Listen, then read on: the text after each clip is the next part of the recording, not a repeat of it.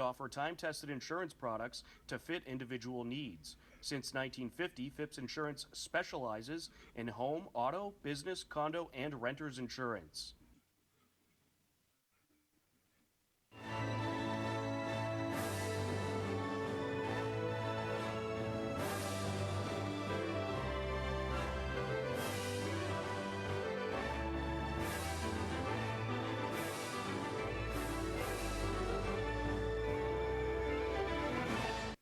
Hello, everybody, and welcome to HCAM News Live. I'm HCAM News Director Tom Nappy, here to fill you in with what's happening in Hopkinton. And this evening, we begin a new era of HCAM News. As for the foreseeable future, we will be live with HCAM News every Thursday evening from 6:30 p.m. until 7 p.m. On today's edition of HCAM News, we checked in with a staple business of downtown Hopkinton, Hiller's Cleaners. We talked with Girl Scout Juliana Lucas, who received the Gold Award for her tremendous community service. And feel free to comment on our Facebook and YouTube live feeds with your favorite memory or meal from Carbonis Restaurant as they get ready to close after 87 years of serving the Hopkinton community. Plus, we have much more. But first, we are joined by Hopkinton School Superintendent, Dr. Carol Cavanaugh, to discuss what is happening in the Hopkinton schools. Dr. Cavanaugh, how are you today? You just got to unmute your mic there. There we go. Thanks, Tom, very much. Glad to be here. Well, thank you for joining us. So the schools did close a couple days this week. Can you explain why that ended up happening? I surely can. So as people know, Monday was a holiday away from school for our students. And on Monday evening, about 5 o'clock, we in the schools received a call from the Board of Health in town, from Sean McAuliffe, the Director of Public Health. And he indicated to us that we had a COVID positive person who had been in our schools the previous week. So I guess the answer to your question, Tom, is that the timing was a little interesting. You know, we had been out of school all weekend, and on Monday night, we were not going to have enough time to do any of that kind of contact tracing that we would need to do before we got to Tuesday morning and opened our doors to students. So I'm sure there are people who are wondering, well, why didn't we just close the high school? Interestingly, if a high school student has 7 periods in his or her schedule, and there are 4 potential close contacts in every classroom, so 4 people who are sitting within 6 feet for greater than 15 minutes, those other students could be in front of, behind, to the left, or to the right of that particular student. So that increases the number of potential contacts at that moment to 28. And so those potential contacts may also have siblings. And because on Monday evening at 5 o'clock, we did not know who the contacts were, nor would we then know who the siblings were, the Board of Health suggested that we had said to anyone in the Hopkinton Public Schools, if you have a sibling at the high school, you should not go to school. And when we heard that, we said it just made better sense to close down the schools for a couple of days to work through one green day, one orange day, and then get everybody back in. We were really unsure how long all of that contact tracing was going to take. And the contact tracing, as people know, isn't controlled really by the schools. It's how quickly can the Department of Public Health get through it, and how many names are the schools going to give to them. So that is why the schools closed. It was really just a question of magnitude as well as the timing. Now, will the schools be open normally next week? We surely will. We reopened today. We will be open tomorrow, and hopefully, pending, positive outcomes, I think we should be able to keep our doors open. Now, what will the procedure be going forward if a couple cases of COVID-19 pop up in a Hopkinton school again? Will it be a case where you close all the schools once again? Hopefully not. As people may know, this was really our second COVID positive case in the Hopkinton Public Schools. Again, the first one, when we looked at it, we had the sort of the gift of time because we had an entire weekend in order to do our contact tracing. But the particular person who had tested COVID positive had only been in our schools for a half day, which really limited the number of close contacts. So undergoing contact tracing and all of that went very, very quickly in that particular case. So I think the answer to your question is, it's all circumstantial. How big is it? How potentially big is the case, and how much time do we have to do contact tracing? We are learning that. So in our Department of Public Health, we really have, two people there, Casey Morrow, the town nurse, and Sean McAuliffe, the director, who can do that kind of contact tracing for us. But I think in episodes that could be much larger, there are other state agencies that can kind of pitch in and help out with these processes. So we could potentially take advantage of that. So I really think that, another piece that we need to consider is that if we had a positive student at the elementary level, the class sizes there have been reduced because we've split them in half into green cohorts and orange cohorts. So we may only have 10 students in a classroom. And if there are 10 students in a classroom who are together, really cohorted all day long for 6.5 hours, they may go to art or to music or to PE, but for the most part, they're in that room. That would probably mean that we would ask those 10 students collectively as a cohort to learn remotely for a couple of days until we decided, who are the students that really are the close contacts, and maybe they all are. But if that were the case, the teacher would be available to do remote instruction because her entire class would be shut down. At the high school level, people need to think that it's just a little bit different. So if I'm a student in a math class with 15 kids, and I go to an English class with 12 different kids, and I go to a science class with 7 different kids. So there's a lot of mingling that happens in a high school that would not be happening in an elementary school. And if I were the math teacher at the high school and one of my students tested positive, for example, and there were 3 close contacts in that particular classroom, I would still need to teach the students who were remaining in that classroom who were not deemed close contacts. So it gets a whole lot trickier when it's a high school situation as opposed to if it were an elementary situation. Now, I know there's a lot of safety measures being taken already, but were there any further safety measures taken in the schools after these COVID cases popped up? So I like that question because I want people to know that we were not closed because we were thinking about cleanliness. A lot of times people hear on the news that another school district may have closed for a deep cleaning. We actually have the advantage of doing that every night. Every single classroom in every single school building is actually disinfected every night using the Protexis sprayers. So that's an advantage that we certainly have here, and we have the custodial staff to do it as well. But I think the safety measures for us came in sort of the human form. We really needed to look to see who would be out. I know another question, if I can just bring this up now, that people are concerned about are the students who are considered to be close contacts. Back in July, the guidance that we had received from the Department of Elementary and Secondary Education was, if you were a close contact, you would go home, you could get the PCR test. If you tested negative and you were symptom-free for a day, 24 hours, you could come right back. That guidance has changed. I believe that it has changed because the incubation period for COVID seems to be longer than the medical professionals were originally predicting. So now a close contact goes home, and even if that close contact tests negative on a PCR test, that person still needs to stay quarantined and hopefully isolated in their own home for the entire 14 days.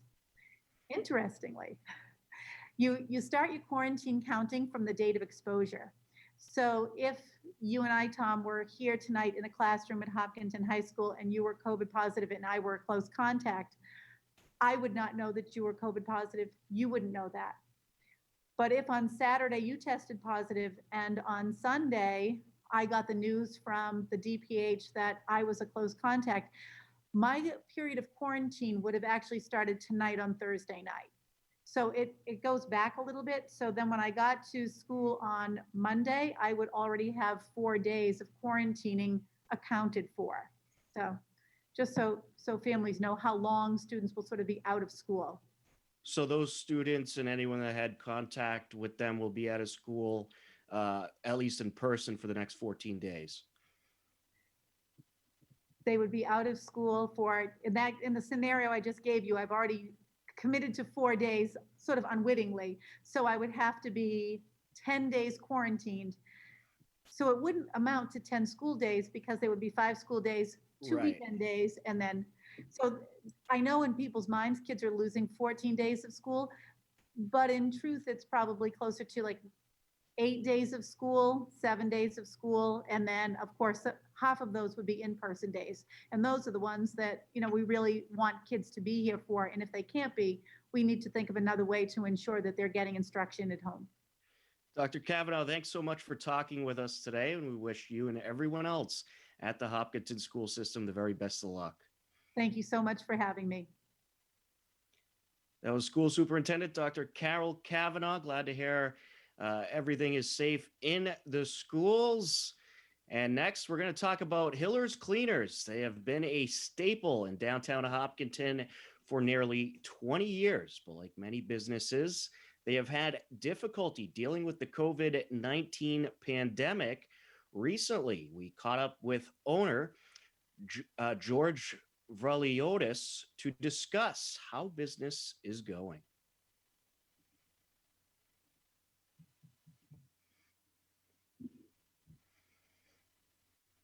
Hiller's Cleaners is located on 63 Main Street in Hopkinton and 3 Main Street in Southborough. Like many businesses during the COVID-19 pandemic, Hiller's Cleaners has struggled, but owner George Urahliotis says they are doing what they can to keep on going. Well, it affected us quite a bit. We were probably down 90% in March, April, May. Things are starting to pick up a little bit, very slightly. We're down about 75 to 80% down now, probably around 80. So it's affected us quite a bit, with the stay at home, people working out of the home. It depends on people when they go back to work. We don't know the percentage yet. So we're just trying to stay afloat and just try to keep the business going. Right now, we're just kind of breaking even. Unfortunately, I had to lay off 5 employees in this location and 1 employee at my Southborough location. So I'm quite worried. So I'm trying to offer a free pickup and delivery for customers, just to make it a little more convenient. We sanitize our locations, both locations, with the PermaSafe, and that's good for about 2 years. And we try to use our, the masks, hand sanitizers in the front, and keep our social distance. But I just do the best I can to just keep my business going. I'm going on my 19th year here in Hopkinton. Next year will be our 20-year anniversary, next September. So I'm thankful for all our old and new customers. I appreciate all the years of their business, and hopefully we'll start seeing them again soon, once people start going back to work slowly, and hopefully things will get back to normal. God knows when. Hopefully sooner than later. During the pandemic, Hiller's Cleaners has had to make some transitions, but they have kept on working. This location, because it is our main plant, we did not close, but we did shorten our hours just to save on payroll. So our hours right now are 7:30 to 4:30. Our Southborough location, I did shut down for about a month. We opened up about a month ago. It's picking up a little bit over there, but over there, we're losing we're losing money now. But like I said, we're just trying to stay afloat and keep things going. Pillars Cleaners provides a variety of services in addition to the dry cleaning services. We're a full service dry cleaner, tailoring, laundering, tailoring and alterations. I already said that. We do shoe repair, leather and suede, fur cleaning. So it's basically full service dry cleaner. We do we are environmental safe. We use a solvent that's environmental safe. And now also we are offering that I forgot to mention. We are using a new detergent called Tree Bond. That is, I have the ad on my windows. It kills the virus. It kills the virus. It's a very good detergent. It's from Germany. They just made it. So we've been doing a lot of household items and things like that. Pillars Cleaners, a business in downtown Hopkinton that has been part of the community for nearly 20 years. A big thank you to George for catching up with us. And he wanted to remind everyone that through this pandemic to support your local businesses. We are going to take a short break on HCAM News, a whole lot more ahead when we come back. Stay tuned. HCAM News is supported by our viewers and by Hopkinton Drug, located in this historic New England town since 1954. They are a multifaceted store dedicated to providing clients with an array of healthcare options.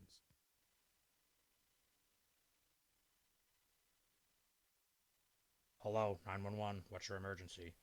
Well, I turned on my TV at 2 p.m. to watch my favorite live TV show, the Hopkinton Hangout Hour on HCAM TV, and instead it was some nerds talking about superheroes. Yes, that must have been Geek Week. Well, those fellows at HCAM have been putting on a live show every weekday for the last 6 months. I hope they didn't stop. Well, sir, I can tell you that they didn't. The Hangout Hour just had a schedule change to better fit our schedules as viewers. Well, when is it airing? The Hangout Hour still airs live on Mondays at 2 p.m., but will now also air live at 7 p.m. on Wednesday evenings. Only 2 days? Well, they're also hosting other great new live shows, like HCAM News Live on Thursdays at 6:30, and HCAM Sports Talk on Wednesdays at 3. Oh my! You can also go online to hcam.tv if you want to check out their full schedule. I think I'll do that right now! Sir? Sir? Welcome back to HCAM News. We recently caught up with a Hopkinton Girl Scout who was a recipient of the highest Girl Scout honor, the Gold Award, Juliana Lucas. She talked about her project to inform youth around the community about the importance of voting. Here's a look.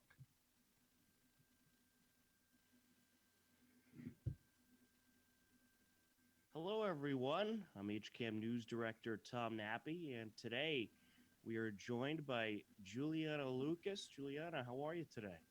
I'm doing great. How about you? Doing very well. So, from what I understand, you just achieved your Gold Award. Is that correct? Yes, I did.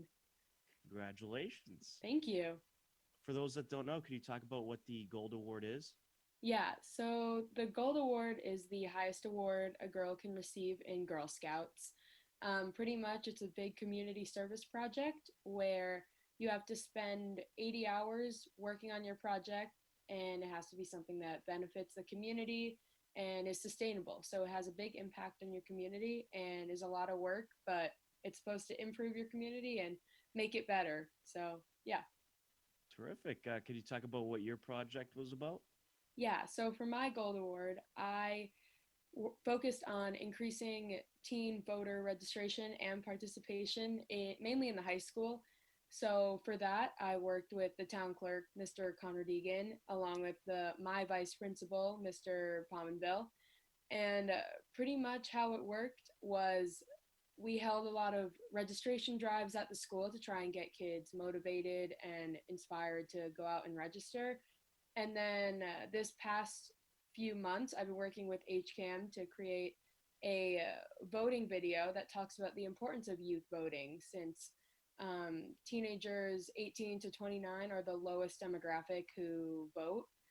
Their participation is pretty low. I wanted to try and motivate and educate students on how important their vote is and how it can make a difference. And what made you want to choose this project and take interest in it? Well, at first I wasn't really sure. So to start my Gold Award, I had a bunch of different ideas that I could work on, and I thought about, oh, how could I do each one? What big of an impact would it have? And I pretty much focused on this one and went with this one just because I thought it was a really important topic that students really need to learn about. You know, we don't really get that much education on voting, the voting process, kind of how everything works, the impact it has. And I just wanted students to learn about that because I think that's a skill that they can use for the rest of their lives. And how long did the project take you? Took me about 2 years. I think I started in the fall of 2018, or maybe even the summer, just brainstorming ideas. But yeah, it took me pretty much 2 years, and I'm pretty much done now, just getting all my signatures, and then I submit. So yeah, a long time. Wow, that's terrific. A lot of work went into that, I'm sure. Yes. And what did you learn from doing this project? I really learned a lot. I learned many skills for myself, like being a leader, definitely having to lead a group of different people to try and coordinate different parts of my project together. I learned like independence, how to advocate for myself and kind of connect with people in my community through myself, not through anyone else, my parents, my teachers, or anything.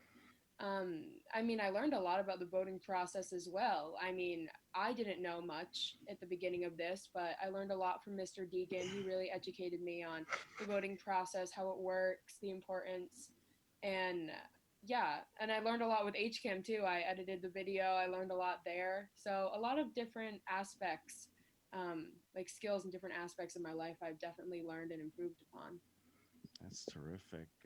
What advice would you give somebody else that is looking to achieve the Gold Award? You know, the biggest advice is find something that you're passionate about and you think that will have a big impact on your community, and just keep working on it. I know, especially this year, it was hard because of junior year. It was a lot of stress with school and a lot of work, but I kept plugging away at it bit by bit. And I mean, every time you work on it, it's one step closer. So just keep working on it and focus on your end goal. That's probably my biggest advice. Well, Juliana, congratulations on all your hard work and your achievement of the Gold Award, and thanks for the great contribution to our community. Thank you so much. The 2020 presidential election takes place on November 3rd, just 33 days away. Congratulations to Juliana once again on achieving the Gold Award. Carbonis Restaurant has served the Hopkinton community for 87 years and just recently announced they're closing via Facebook. Here's a look at what the message said.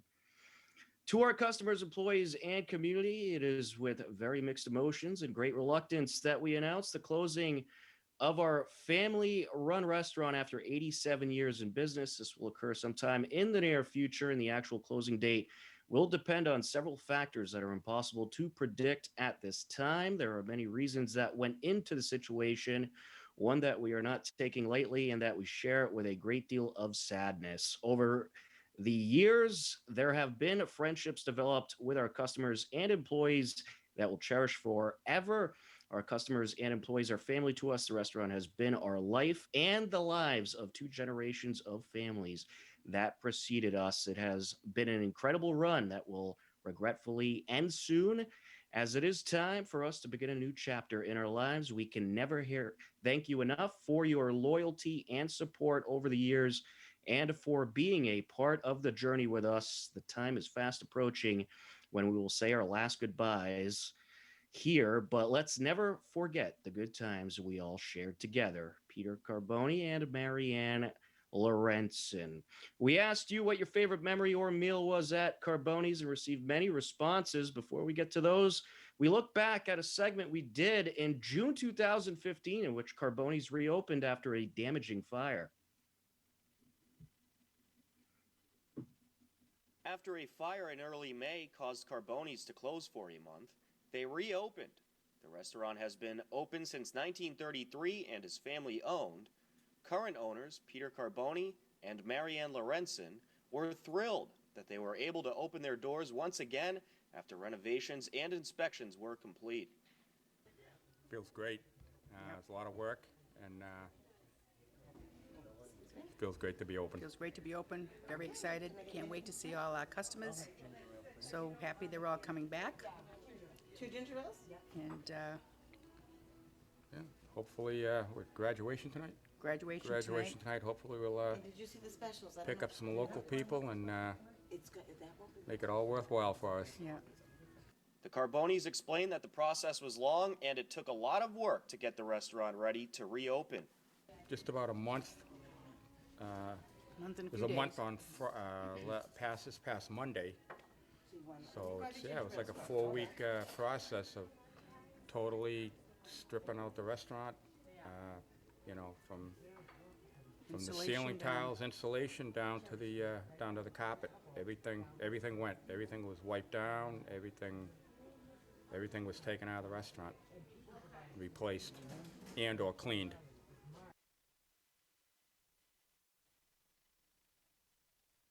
That's just a look back at one of our segments from Carbonis. There are many great memories that were shared on our Facebook page from the local community out there, as well as their favorite meals. We certainly thank everyone who contributed. We have time to get to a couple. Pat commented, my mom loved their lasagna. My husband loves their lasagna and lobster ravioli. I love the Italian roast potatoes, baked haddock, and salad or carrots. My friend always eats the chicken parm. Agnella commented, I'm incredibly grateful that they were as accommodating as they were. After my grandfather's wake, we called expecting it to be about 10 to 15 people, and it ended up with 20 plus. Sadly, it was the last big family gathering we had, but they were so kind and understanding. I couldn't have asked for a more meaningful experience. So we thank everybody that shared their memories out there. As we are quickly running out of time, let's take a look at a couple things that you should know happening in the community. HCAM has a new programming schedule. You can find all the details on our website. Of course, HCAM News Live will be every Thursday at 6:30 p.m. And Don Barnes ran the virtual Boston Marathon for the Hopkinton Women's Club, who is celebrating 100 years of service. Congratulations to Don and the Hopkinton Women's Club. Lieutenant Carl Harris retires from the Hopkinton Fire Department after 31 years of service. Congratulations to Lieutenant Harris. He will certainly be missed. And community events coming up. We have the Veterans Breakfast on the Town Common tomorrow morning at 9 a.m. The Hopkinton Police Department Drug Take Back Program, 10 a.m. to 2 p.m. on Saturday, October 24th. And the Hopkinton Women's Club, celebrating their 100th year of service, is selling wooden signs for indoor and outdoor use. And for the latest in town government meetings, you can head over to hopkintonma.gov. And don't forget, on HCAM Ed tonight is the Hopkinton School Committee. That is going to wrap up the newscast for today. We'd like to thank everybody for joining us, and we will see you again next Thursday. Take care, be well, and we'll talk to you again soon. Goodbye, everybody.